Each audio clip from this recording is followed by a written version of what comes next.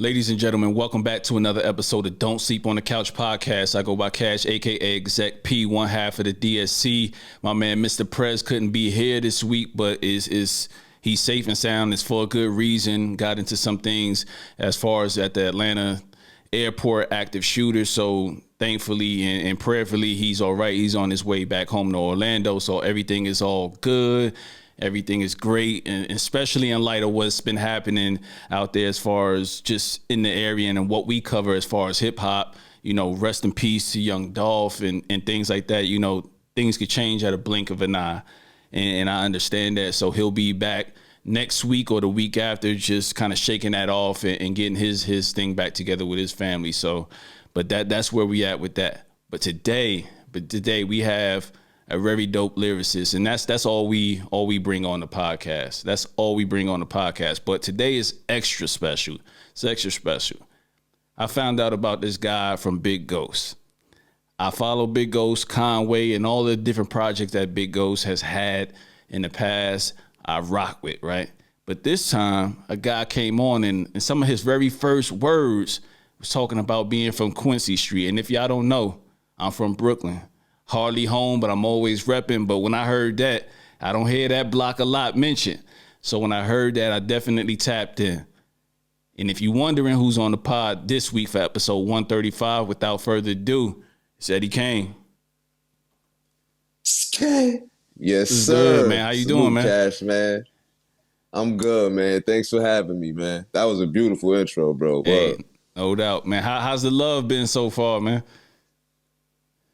It's been dope, man. It's been dope, man. You know, I've been on this grind for a long time, you know what I'm saying? So it feel good for the love to be reciprocated, man. It's still a lot to take in, you know, every day when I wake up to new alerts and people want to buy merch and all of that stuff. It's just an incredible feeling, man. An incredible feeling. I really Absolutely. can't explain it, man. Hey, man, toast to you. I know it's 11 or something like that on your That's a end, fact. but it's drinking hours over here, man. So definitely toast to you No and doubt. your future success, Salute. man. I will definitely toast later. Yeah, I appreciate that, bro, for sure.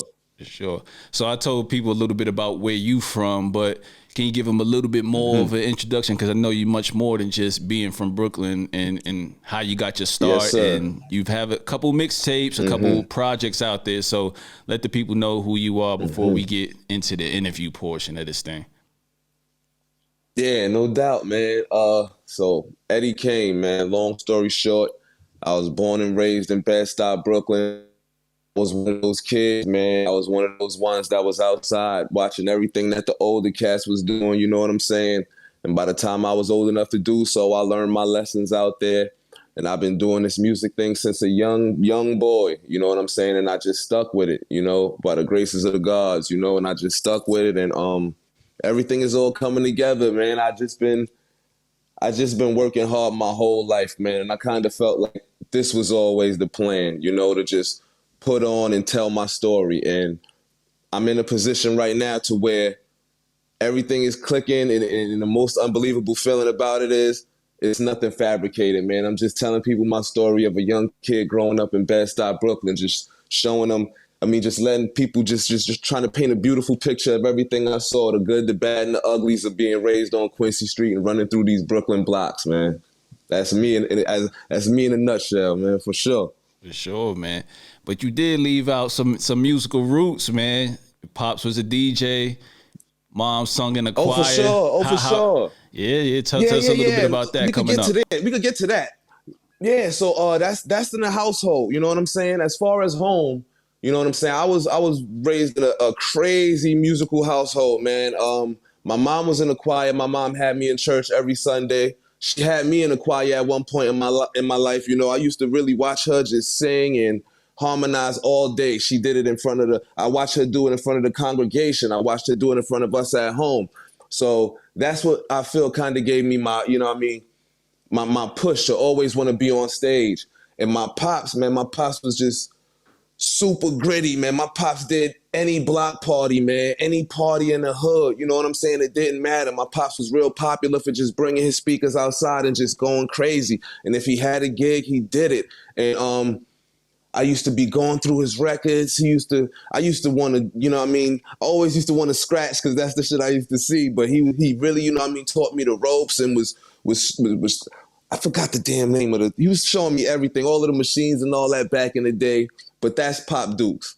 Then I had a sister. Now my sister was in the room. She was listening to the vibes, the brandies, you know what I'm saying? All of that, all of that shit, the Monicas and all of that type of shit. That's where I kind of feel like I got my harmonizing and all that from. Then we got my older bro. He's in the room.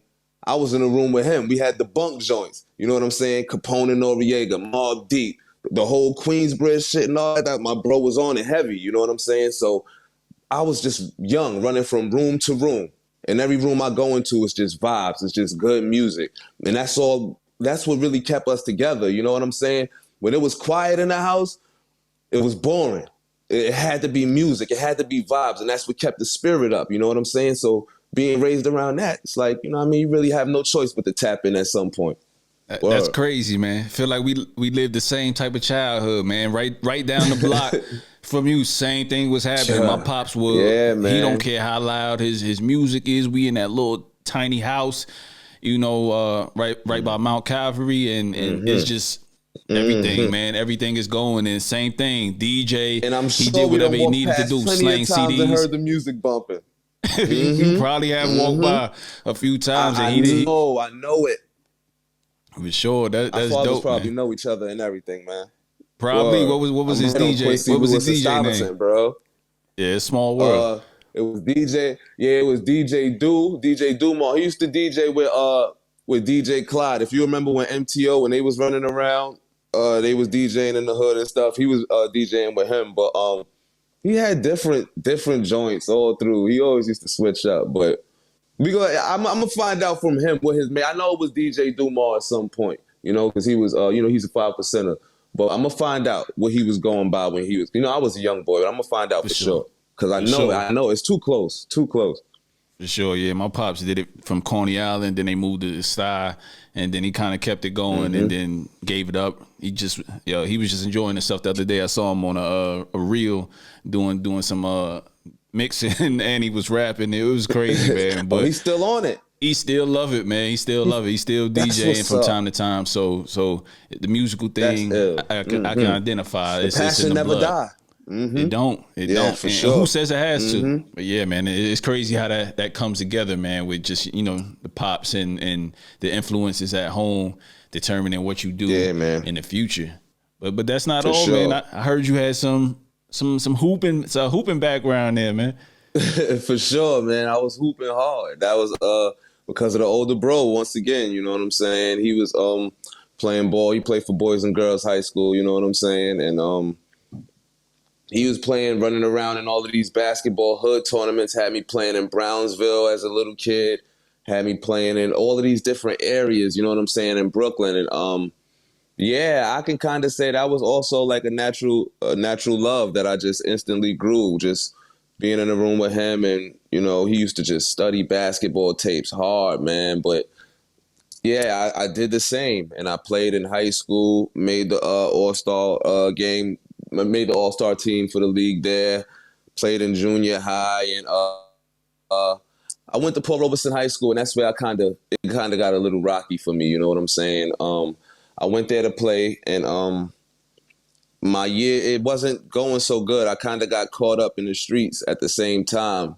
You know, moms and pops split when I was a teen, and in the midst of that, you know, I got caught up in the streets and all of that. And I was doing music simultaneously. I was in the streets, and I was still trying to play ball. So that's what I was juggling at that time.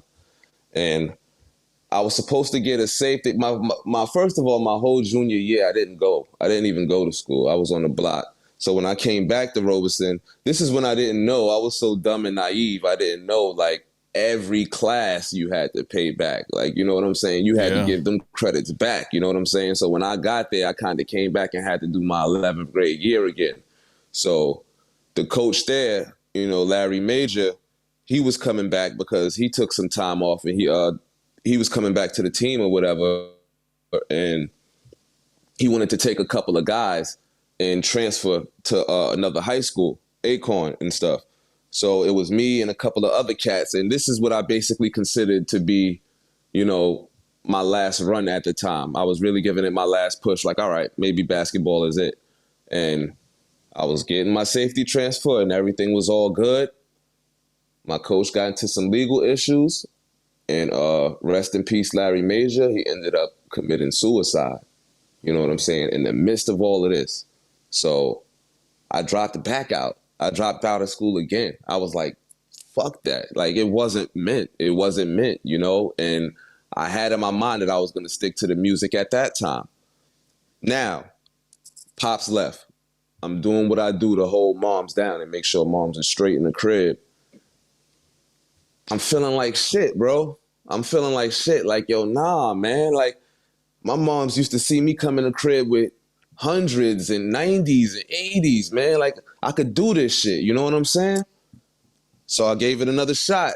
I went to Pacific High School, alternative high school, you know what I'm saying? And I was like, I gotta at least get my high school diploma for moms, you know what I'm saying? My older bro went to college. My sis did it, you know what I'm saying?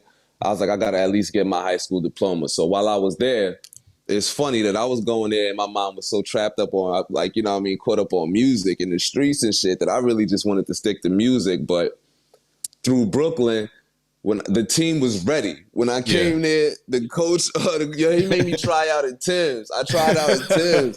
Yeah, he made me play one of the dudes on the team in Tim's. Like, the first week I got there, they already, you know what I mean, knew me for basketball. So, you know, I played, you know, and I only had to stay there for a half a year. That's how good I was in Robeson before I dropped out. It wasn't that bad. I could have did it, but I was just so fucked up on Major just, you know, taking his, you know, that situation. I was just like, I don't want to be back around the schools. So I just went there for my half year and I played and I made the all-star team for the alternative league and all of that shit. I was done. I didn't even go to that game. I was on the block and stuff, but I got my diploma for Mama Love, and that was basically it with you know what I mean, with my life at that point, you know, and everything went the way it was supposed to go, because after that point, me and Mom Duke sat down, we had a good talk, and she asked me, like, you want to go to college? I told her no. She was like, well, you got to make some change. You got to do what you got to do. And I'm not, you know what I mean, all the way out there. I knew it was other ways I could, you know what I mean, finagle some change. So right. I was in the streets. I had a 9-to-5, and I was putting that pen to work with hopes of just making something happen. And I just never stopped. My mom was my biggest supporter, you know what I'm saying? And everything just took off, man. Everything just took off. Word. For sure. I mean, that's a lot to go through as a teenager. And now, you took me through several different questions that popped in my head, but like, that's a lot to go through as a teenager, man. When your parents are together for majority of your life. Mm-hmm. You got the hooping going on. Coach takes his life.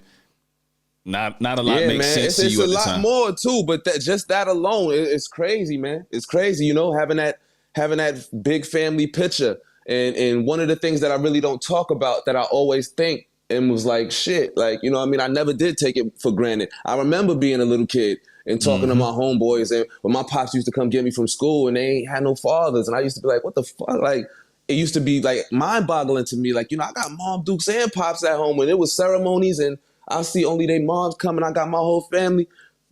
It used to like really like baffle me. And then, you know, hit 16, 17 and that unfortunate situation happened. And it's like, damn, you realize Mom and Pop, they human too. You know what I'm saying? And you're not exempt to nothing. You know what I'm saying? So that's how I knew, like, yeah, that was one of the things in life that, you know what I mean, really brought me to reality. Like, yo, you know what I mean? You got to do what you got to do and make sure your people straight, and then be prepared for the surprises, because, you know, shit can change in a, you know what I mean, in a matter of minutes. For sure, man. Like, my parents never were together my entire life, but they were great co-parents, you know what I'm saying, throughout the whole time. You gotta respect that. I spent my early years, Lower East Side, every weekend in Brooklyn without no fail, whether my pops was doing right, locked up, I was with the fam. Like, it didn't matter whether he was home or not. You know what I'm saying? I was there. So that kind of happened, but like, it's always these instances and where I think like when cats like you and I have our father in our lives and then we go whatever way we go, you know what I'm saying? It's so instrumental to have a man in the house because for sure, it's man. quick. Sure. It's that quick you can go left, man. Like you go outside, you see everybody having it and you go from having it to not having it. That shit is a drastic change at 16, 17. Everybody snapping on you. You know what I mean? Yeah, you ain't got the latest. Definitely. And you know how it is being raised in Brooklyn. That shit is critical. It's critical. They'll send your ass home crying, man. For sure, man. Still to this day, man, some of my homies, man, like we got a different type of joking apart from the cats that I hang out with now. Like it's a different type of joker, man. Yeah, but man. Yeah, man, that's crazy, man. But I wanted to get into a tree grows in Brooklyn, man. But so how I mean you opened it up.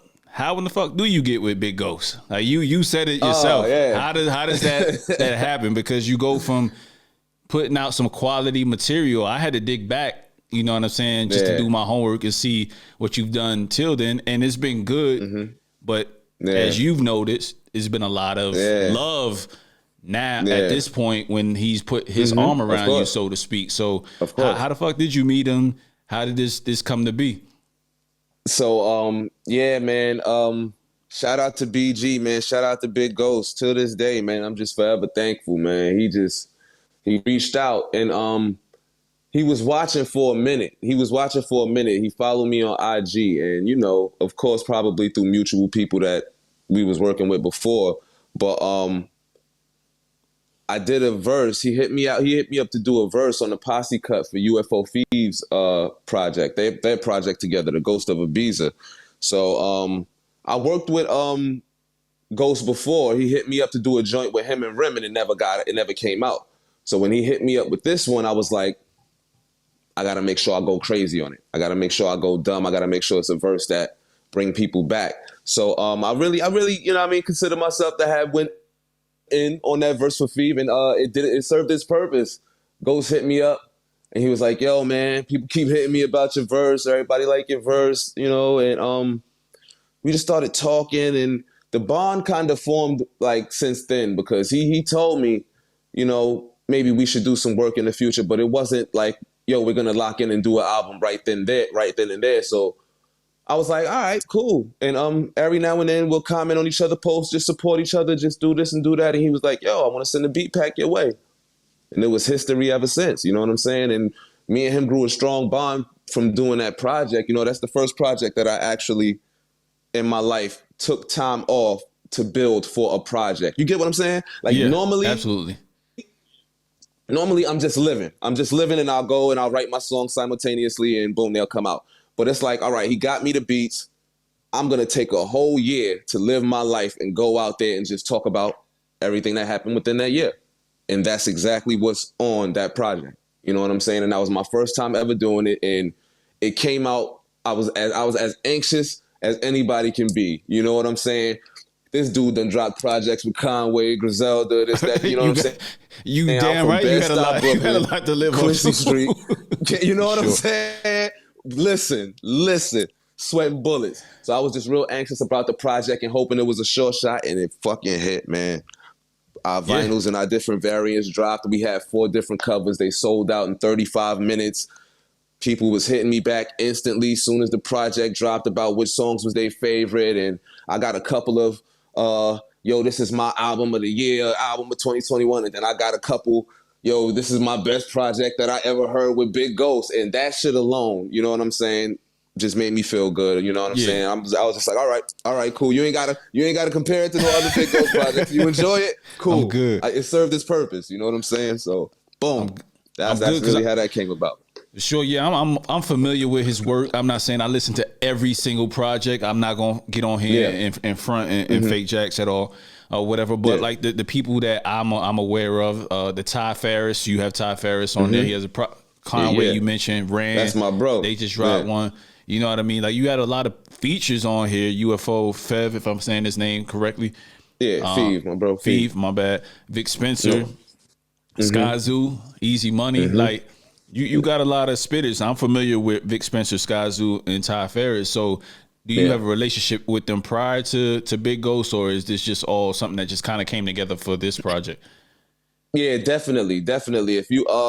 If anybody search the streaming platforms and look up my first like album, Ruku, Ty Farris is actually on that album, and ever since me and Ty Farris started working, we've been locked in. You know what I mean? That's my sparring partner. That's my bro. I always know if I want a hard verse, it's a good verse, and then if I also want somebody to give me a jump start and give me the energy to go hard on my verse, shout out Ty Farris. And I know he got me. He actually just hit me like on IG just now too.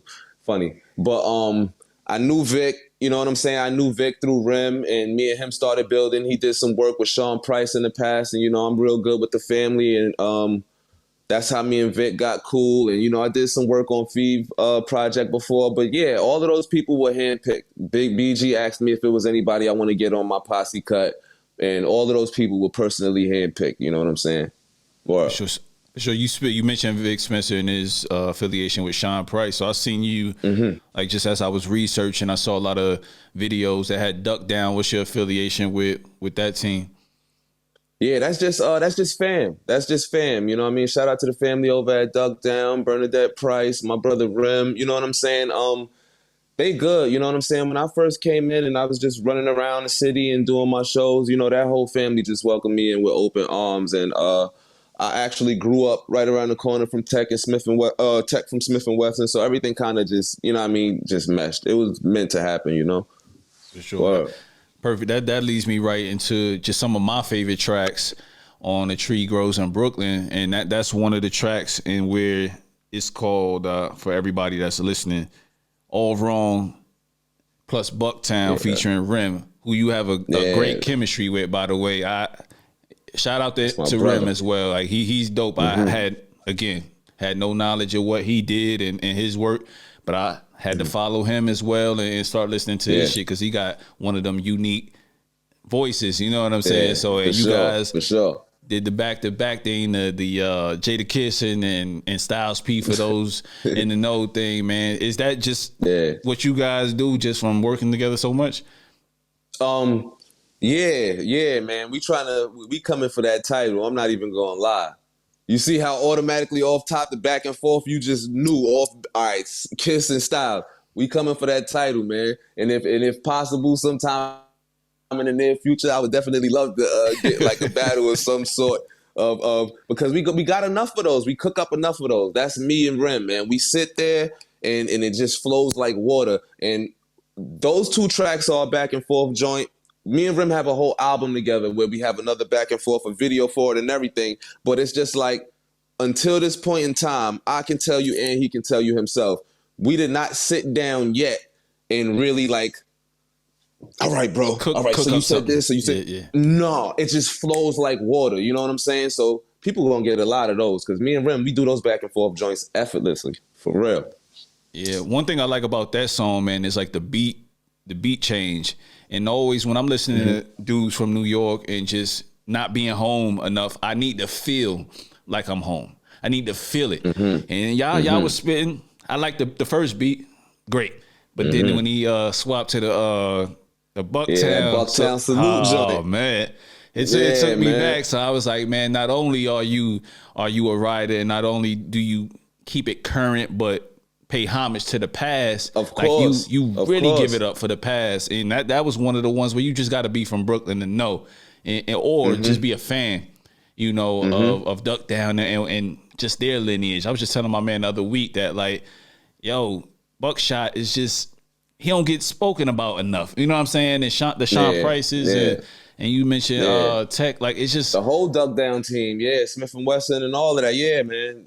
They were at the time, you know, and still to this day, you know, Duck Down was real slept on, man. They was. I don't know if it was like they was trying to the industry was trying to put a shade over them or something. I don't know, man. But people always try to, you know what I mean, forget about that part of history, but y'all can't, man. Duck Down, Boot Camp, Click, man. They was running crazy through Brooklyn. They set their stamp on many major different ways, and you look. We still here. It's still going. You know what I'm saying? It's just generations of this shit. You know, for sure. Connie Hawkins. Yeah. Give the people a little bit of the history and the background on Connie Hawkins. I had to hear about him time and time again from my pops on what he would have been, what he should have been, and his story, man. Give us a little history on that record, because I just don't think people know. Yeah, man, Connie Hawkins, man. He was a street ball legend, man. From Bed-Stuy, Brooklyn, man. And he was like one of the ones, man. He was a big superstar that was really supposed to be it, you know what I'm saying? And he went through different issues, you know what I'm saying? A lot of turmoil and stuff, and he kind of got blackballed from the league and stuff, and ended up, you know what I mean, he ended up being a globetrotter, you know, and by the time he was able to get his flowers, it was a little too late, but we just basically had to, you know what I mean, do that. First of all, we did that for Bed-Stuy, Brooklyn, man. Then we had to pay homage to Connie Hawkins, you know what I'm saying? Then at the same time, our stories is kind of simultaneously the same, you know what I'm saying? And that's what me and Ghost, you know, Ghost kind of painted that picture very vivid for me, and that's what we went through with it. It was like our stories are basically being like the underdogs that, you know what I mean, at some point in time, people will realize really did what it, you know what I mean, really did what it do, you know what I'm saying? It'll be seen at some point in time. So, you know, we kind of feel like it was the same there. And I wanted to keep it real Brooklyn with the Connie Hawkins idea. And yeah, man, it just stuck, man. It just stuck.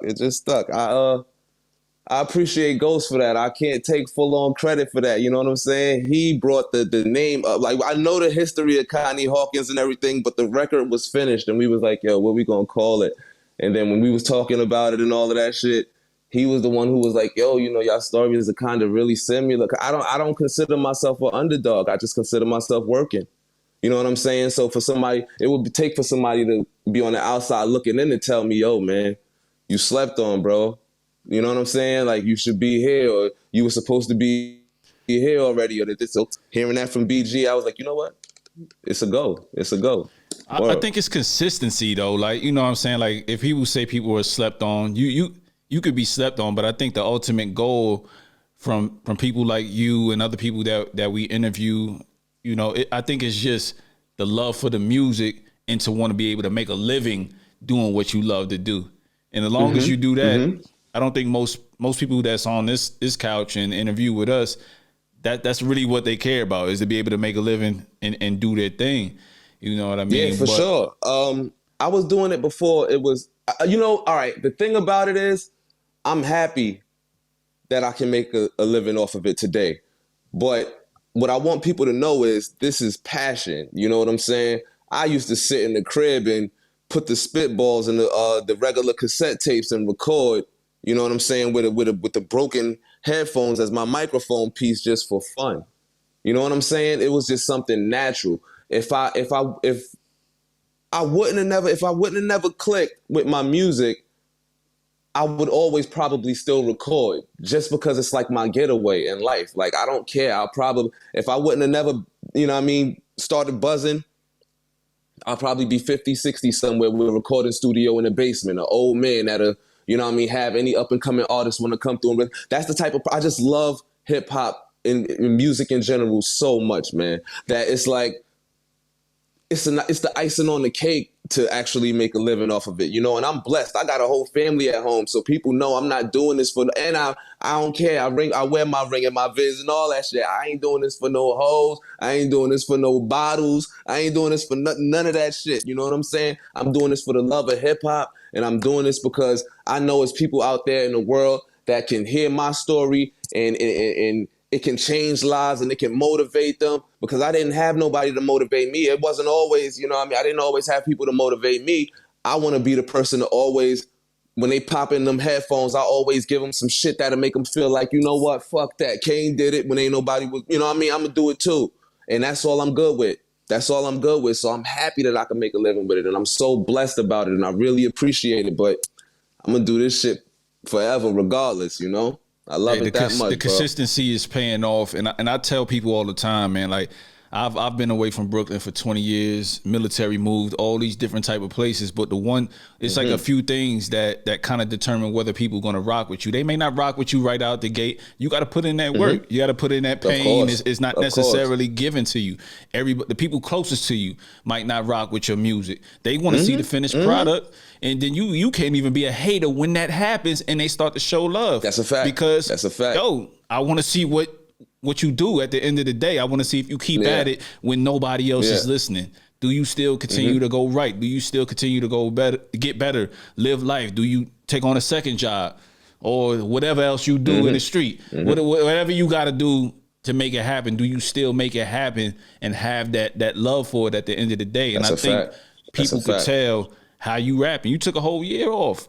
Who does that? You know what I'm saying? Who does that, takes that chance on themselves to really lock in, you know what I mean? And I think that, as you said, BG was watching you. People watch and see how you move through adversity, not getting all the love, but still putting out quality content. The people will find you.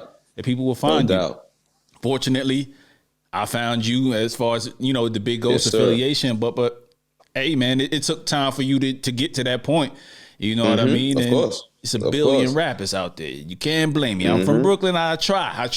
No, that's a fact. That's a fact, man. But that's what I'm saying. That's why I say I'm so blessed and I'm so fortunate to be here today, because it's like, you know what I mean? I'm just doing what I do and I'm just telling my story, man. So for Big Ghost to, you know what I mean, handpick me like the, you know what I mean, it's out the machine and want to be the one to work with me, man, I'm honored. You know what I'm saying? For you to stumble upon me and want to have me on your podcast, I'm honored. You know what I'm saying? Because I could take you outside right now. We can take this podcast outside right now and I could walk past tons of people and be like, yo, kick something for me. And they gonna rap, kick something for me. That's how much people out here doing it. You know what I'm saying? So I'm just very fortunate and blessed, man. And I'm not taking none of it for granted. I'm gonna keep working hard. And I'm gonna work harder once I, you know, find my niche and work hard. You know, that's all. Just hard work. For sure, man. Next joint I want to talk about. Free Lunch. Yeah. With Skyzoo. As you say, he was on the short list of who you wanted on here, but you spoke about people hitting you up like, yo, this is my personal album of the year. Skyzoo is another one that has the people on Twitter, the people on Instagram, the people that really know he gets busy and how long he been getting busy. You know, from the Cloud 9 days with Ninth Wonder all the way up until now. Like how he has arguably an album of the year. How important was it for you to like really push your pen with certain features? Because I know when certain guys get on there, you know it's time to get busy. How was it having him on? You know, the thing about me and Sky, that when me and him work, I don't really feel like, you know what I'm saying, that it's that type of energy to where it's like, yo, I gotta go hard because I know he gonna go hard. It's like me and Ty just let, I mean, me and Ty Ferris probably talk about me. Salute to Ty Ferris. Me and Scott, shit just flow like water. And me and him, we did the song Avion Flu in the past, and that was a sure shot. I went out there and I actually got to meet him and kick it with him. We did the video. Real calm cat from the same streets as us, you know what I'm saying? So when it came to that feature, I already knew. Like, I heard the beat, and when I got him the beat, I was just hoping he just felt the same feeling that I feel, to just talk your talk about the Brooklyn streets. You know what I'm saying? It don't gotta be such a, you know what I mean, verbal warfare. Let's just tell these people about our area. And that's exactly what he did. You know what I'm saying? And he sent the verse back, and I got to talk in my verse. You know what I'm saying? And that's why I stamped it as Free Lunch. You know what I'm saying? Because, you know, we was them kids, you know, running around. I done ran from school to school, you know what I'm saying? First, summer days, making yourself so hot, and then you hungry, and moms and pops is at work, you know what I'm saying? And you outside ripping and running the streets, and the schools is open to give out the free lunch. Soon as I heard that beat, that dun, dun, dun, it just took me back to that time. So I couldn't have found no better person to get on that beat than Sky, you know what I'm saying? And everything just clicked with that. That's probably my favorite record on the project. Yeah, for sure. Shout out to Sky. He said he was coming on the pod. His management hit us. Yeah, man. But he Let's got do this, movies now. Scott. He's Get in up movies on and here, TV man. shows now. You know what I'm saying? I understand. You Yeah, ducked us, but working. Sky, we gonna hit you up again. Try to get you on, No man, doubt. because he's one of my Yeah. favorite cats from Brooklyn, man. That I feel like he gets the love between us and people that know. But I feel like when I hit other people off, like, yo, go listen to him. It's like, yo, who is like? It's like they're hearing them for the first time, and I hear that far too often. I hate that for somebody that nice. Yeah. You know what I'm saying? But I wanted to Yeah, switch gears. Go ahead. I really appreciate Scott, man. Yeah, I was just saying, I really appreciate Scott, and he's another name that I always saw like up there on the come up. So anytime I get an opportunity to work with him, I'm on it, and he know, man, just send anything my way. I got him hands down, and it's vice versa. It always been that since I met him. So salute to Sky Zoo, man. Right, super nice, super versatile. Never changed who he was at the core. Yeah, you Never. That's from my Brooklyn. guy, man. Yeah, you seen some shit, Got but his core following, got his core supporters. I honor that shit, yo. yeah, he made dope music being him. And even though you from the hood, Exactly. like that's where I was like, yo, it's a lane for cats that can talk that shit and just speak them vivid pictures from their point That's of view, what it's from about. not necessarily being in the shit, but they people being in the shit. We got plenty of people that we know that this man went to college, but he can get right back with us and move, diligently. So I definitely see Sky as that kind of guy. But one of the last tracks I wanted to get into, and there's a lot of dope tracks on here, so we can't talk about them all. But the reason why I want to get into this is because like I'm a guy for flow and range and what you can do. Yes, you can ball my head off, but can you switch it up? Can you make some songs for me that resonate? So getting over it was one of those joints. You know what I mean? Where you had the double time flow. Yeah. And you threw in a few references, like what was like you channeling? Because for me, it was like the nigga what, nigga who type, you know what I'm saying, thing to you, where you even reference some of that in there too as well. So, well, how important is just switching up the flow of the record was for you making this project? So that's what I wanted to do, to be different. I always in some way want to show my versatility when it comes to, you know what I mean, my albums. And once I got that beat, I just felt like this is it, and this is the perfect time. Let me do it on a Big Ghost album so people can know off the rip. If anybody hear Eddie Kaine, don't expect a one-track flow or just, you know what I mean? I'm doing it all. I'm rapping how I want to rap. I'm not following nobody's rule book. This is how I'm doing it. And believe it or not, it's a lot of runner-ups, but nigga what, nigga who is like my favorite Jay-Z song ever. You know what I'm saying? And it's a lot of runner-ups, man. You know what I mean? We Brooklyn babies. We know every Jay-Z song ever. But nigga what, nigga who is definitely my favorite record. So when I had the opportunity, I wanted to channel that. You know what I'm saying? And you know, y'all want to act like come on, man. Like that's fire. That's my shit. Like, you know what I'm saying? I still bump that song daily, you know? So I always knew in the back of my mind, I'm going to do this. I'm going to do this on one of these records. And Getting Over It was just the one. And I just made sure I wanted to show my versatility, if anything, on this Big Ghost project. I could have gave people straight bars, but I wanted to give them everything, you know? Everything in one. Yeah, cause that's one of the ones that stuck out for me. What is your personal favorite song off this entire project? Or, I mean, you could pick a few songs, but what are the ones that you rock with the most? All right, so the most meaningful song to me is probably Can't Look Back, the first one, you know what I'm saying? Because, you know, I was blessed for my family to make it out that fire. You know, it just happened last year, you know what I'm saying? So that one, when I hear that, it touched me the most. The intro, just hearing the saxophone on a jazz intro tip, that shit just touched me. But yeah, Free Lunch is probably my favorite song, my favorite record on the album. Every time that joint hit me, I love the whole album, you know what I'm saying? But I know what I was going for when it came to these records. Remember, Big Ghost sent me the pack. I had the beats a while ago. This is what I didn't mention also. The Sky Zoo feature was damn near after the project was wrapped up, you know? So Sky like, what's up? I got a 16 for you. So I had to hit Ghost again. Like, yo, Ghost, send me another pack. Let me pick my best one. You know what I'm saying? And I'm gonna do that for the Sky Zoo feature. And that's how I got to pick it, just listening to those beats. And once I got to listening to the beats he gave me, then I got to that dum dum dum dum dum dum dum dum dum dum. I closed my eyes. I was drunk. I closed my eyes and I just saw my childhood, man. I just saw me running up and down the streets. I saw free lunch. So I was like, yo, this is the one. This is the one. So I went, that record was like crazy. That's it. That's my favorite one. I would love to say it was East Flatbush or I Got 'Em, but those were records that I knew I was, you know what I mean, trying to make. I knew I wanted to make one of those records where it's like an East Flatbush, you know, a Flatbush, West Indian type vibe. You know, I knew what I was going for, but free lunch kind of like took me, you know, so that's why it touched me more. For sure.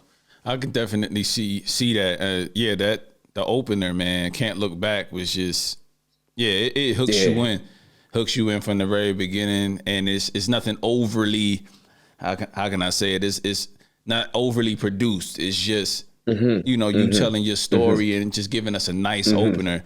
And me and my man Prez, we always talk about that. Like, if you can't catch us from that with so much music that people that really listen to music consume, it's kind of hard to keep people, you know. Every time you put something out, it's your first time to somebody. You know what I mean? So you can't mail it in, especially on them intros. But that was a special intro. And then, you know, again, like I said, the very first lines you were saying, you mentioned where you was from. Then I was like, oh shit, he actually spitting, and he from the same block, grew up on the let me give him a further listen, and then the rest is history. So, you know, we've been deep diving in the catalog ever since. No doubt, man. I appreciate it. I grew up listening to albums from the, you know what I mean, the 90s golden era of hip hop, where introduction was an introduction. You feel what I'm saying? So I feel like when I give you an album, first of all, I got to give you, you know what I mean? I got to tell you, I got to tell you why you here, and I got to tell you who you're listening to. I got to tell you who you're dealing with. I got to bring you into my life. You know what I'm saying? So that's what I always try to go with on my intros, because when I used to steal my brother's CD books and all that shit, it used to be like, you know, you sitting through audio movies where you could just sit there and close your eyes and you could just go for a ride, you know. And a lot of these artists today, you know, I'm not afraid to say it, you listen to these artists' music and it's like, you don't really get like, you get a playlist now. Yeah. You get a playlist. Of you what used they to get think, an album. what they you think they want you to hit. What they like think is hot, but not who you are. Who are you? I need to buy into you. You know what I mean? So that's what I tried to give them, you know, and that's why I also did the skits. Because I grew up listening to albums that had some good skits in between the records. And, you know, we got skits and excerpts with other beats and all of that stuff. I got that from the Pete Rock and CL Smooth, just listening to that stuff listening through my brother's CD books. I just tried to give them everything in one. Just tried to, you know, since I'm working with Big Ghost, since I know I'm going to have some more people looking at me, let me just give them everything. This was just my whole life and that whole year, just everything put into one album, you know. And I'm happy that it, you know what I mean, it's coming back exactly as what it is, because it's all honestly. Whoa. It's definitely an audio story. It came across how you wanted it to come across, but you know, I know it's super soon and it's only been out for a couple weeks, man. But mentally, how are you preparing for the next follow up to All This Love? You know what I mean? Who are you gonna work with? You know, what's in your plans, if you can even speak to that? Yeah, I can speak on it.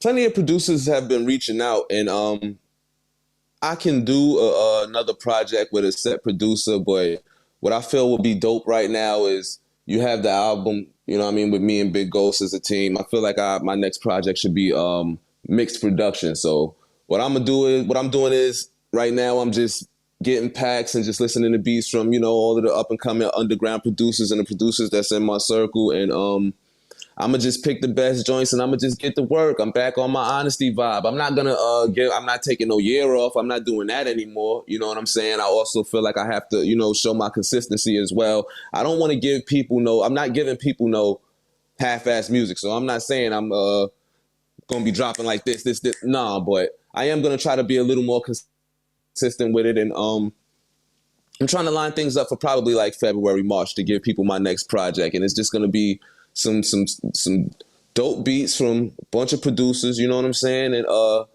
some good features. I already got some people that I was talking to. I got some people that want to send some verses in. So, you know, you're going to hear some dope collabs, and you can just expect me to keep spitting my truth. I could just only spit my truth, man. The people can take it how they want to take it. You know, either y'all going to love it the same way I love the tree grows, or either you're going to be like, all right, Kaine, I'm going to listen to you next time, but this ain't for my...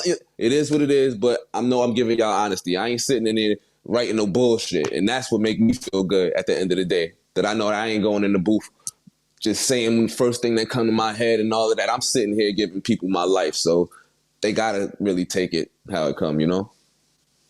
Bucket list features.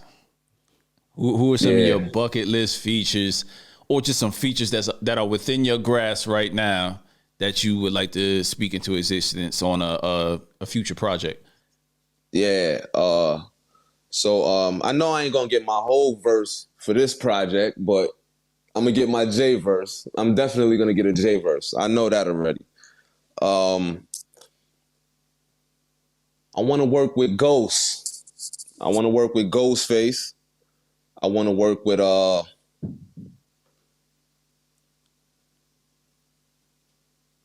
want to work with Kanye on a production tip. I want Kanye to I want to, you know what I mean, get Kanye on. I want a Kanye beat. I want to take it back to that. I want to work with Kanye. It's plenty. It's a lot of artists, man. I want to work. I want to work with Rick Ross. You know what I'm saying? And that's just because, you know what I mean. This not so much about who Rick Ross is. Like, I don't care about, you know what I mean, the personal. Like, Rick Ross worked hard as a motherfucker, and I honor his pen game. You know what I mean? His pen game is elite. People could say what they want about the brother personal life. That's him. If you know what I mean. But people can't say nothing about the fact that boy know how to write a good joint. So I would definitely like to work with Ross. You know what I'm saying? And that's kind of really it, man. That's one thing that I like about myself, man. I got, you know what I mean, certain people that I really honor, but I honor their careers, and I honor the way these people move in the industry. You know what I'm saying? It's not even so much like who I really want to work with. I know I want to work with Hov. I want to work with Ghost. I want to work with Ross, but I just want to get to where they can see me, and I want to see who want to work with me. You know what I'm saying? Like, no cocky shit, no bullshit, but you know, it's nobody. I want people to, you know, fuck with your boy. You know what I'm saying? I already fuck with all of these artists, and I'm quite sure they would know if they reached out to me that I'll give them a verse with no problem. But I want to see who fucks with me. You know what I'm saying? Whoa. Yeah. That makes sense. That makes sense that the people come to you versus, or let it be like a mutual thing, like something that just happens. Natural. Yeah, natural. Yeah, I don't want my people to contact their people and try to get. No, if I just so happen to get that far in to where I come across these guys and we build good, genuine relationships, then yeah, man, throw me a 16. But I'm not gonna be in the game doing the, yo, can I please get a verse? Nah, we ain't going that route, man. We living our lives right here. We talking what we talking, and we cool like that. Sure. So being away, man, for me, I want to see if you agree or what you think. So here's my thing, right? So being away from New York and Brooklyn so many years and just coming to visit, you know, it was hard to rep probably after 05 because like our artists outside of legacy artists, yeah, you got the guys from New York that was consistent. I mean, you just had Lox and Dipset. They did their thing as far as the verses. Mm-hmm. You got Jay, you got Nas, you got Ghost Ray. I mean, you got the consistency of those type of guys. But I'm just saying, like new people coming from New York. It wasn't a whole lot of people really bubbling up to the point of superstardom. So do you ever along those lines, do you ever felt like, oh, I got to bring New York back, or was it one of those things to where I just got to make dope ass music and that's going to bring New York back? Because I've had arguments with my boys till forever. Like, yo, I mean, this dope artist in New York is just not the light not being shined. And, you know, New York don't support New York, even, you know, radio or whatever you want to say. But do you feel like the quality is what's going to bring or put New York back on a forefront in terms of the people that's doing it? Because we probably interviewed like 3 people from New York this year that nobody knew about. They listened to them like these people are dope. You know what I mean? But I just don't feel like, I feel like it's getting there, you know what I mean? And people are doing their thing, but it's not resonating outside of the tri-state area. How do you feel about that? Right. I just basically like, I'm never gonna be that artist to be. I don't want to claim the city. Like I don't want to be, you know what I mean? I don't want to be this, be that, but I'm definitely trying to stay consistent with the vibes, you know what I'm saying? And I definitely I'm gonna keep my music all New York City, all oriented. So if it just so happens to spread, you know what I'm saying, and people will consider me the one to bring New York back for the game, I will be on it. But my whole goal is to just talk my shit for the city, you know what I'm saying? Like you see, you know what I mean, my logo is like I'm a home team type dude, you know what I'm saying? So if I could take New York City, if I could take Bed-Stuy, Brooklyn, if I could take Quincy Street all over the world, then that's my plan.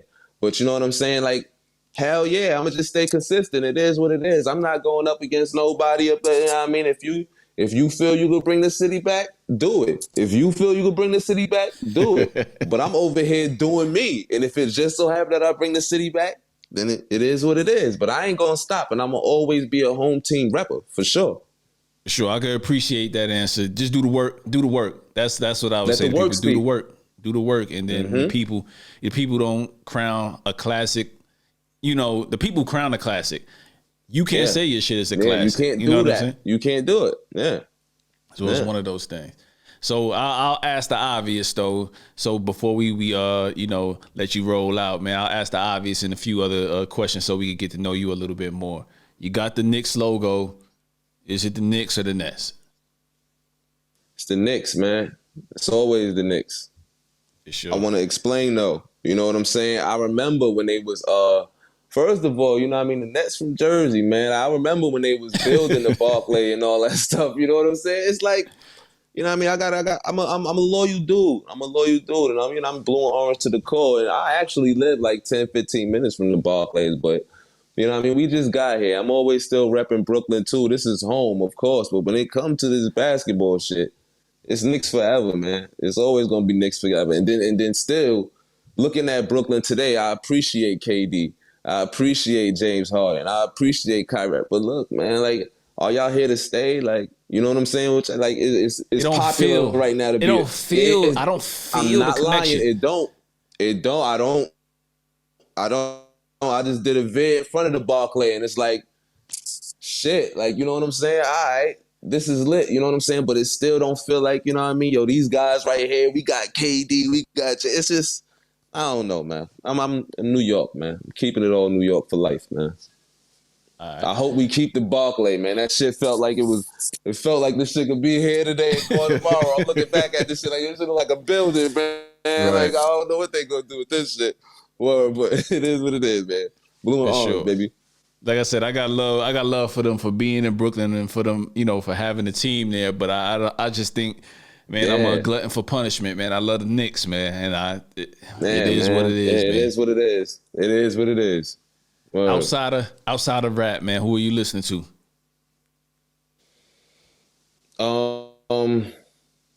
See, honestly, let me tell you, I go on Tidal and I click the hip hop singles and I just be letting it rip sometimes, and that's how I do. I'm not really listening to nobody, like, you know what I mean, no like person in particular, but I am a fan of who got the new album releases. I click and I look at Tidal and I be clicking, man. I click that shit when I got some time. I listen to anybody's album, you know what I mean, as long as it's, you know what I mean, where I can see it. So I give everything a shot. I feel like at the same time, I feel like when I'm in album mode, it's not good to, you know, listen to so much other music. I kind of shut down when I'm in album mode. I don't want to hear nothing. I don't want to, you know what I mean, watch anything like that. But when I'm not, that's when I feel like I got to see, all right, my radar's going. What the hell is going on around me? Who's doing what? Who's saying what? Who moving right now? So I go on a real serious research search when I'm not doing albums. So I listen to everybody, bro.